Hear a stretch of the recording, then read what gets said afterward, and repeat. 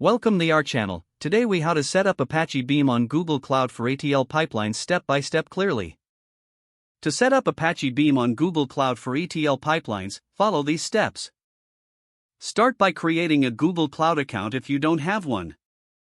Once logged in, navigate to the Google Cloud console. Select or create a new project for your Apache Beam setup. Enable the Dataflow API for your project.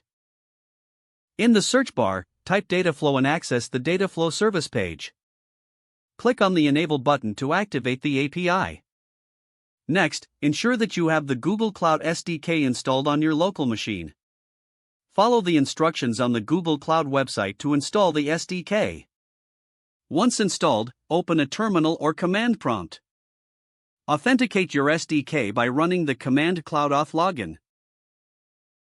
Set your project in the SDK by using the command cloud config set project your _project _ID. Now, create a cloud storage bucket for your data. In the Google Cloud console, go to the Cloud Storage section. Click on Create Bucket and follow the prompts to set up your bucket. Make sure to note down your bucket name for later use.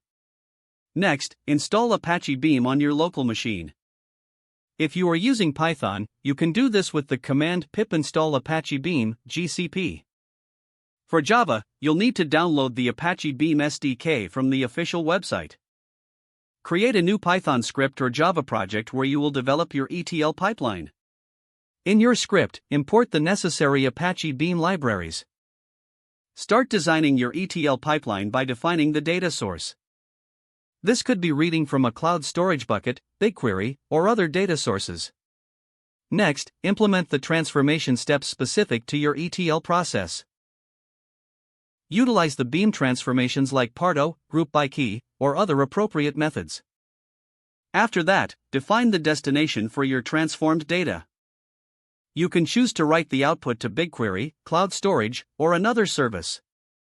Once your pipeline code is ready, you can run it locally for testing. Don't forget to like this video and subscribe to our channel for more step-by-step tech guides.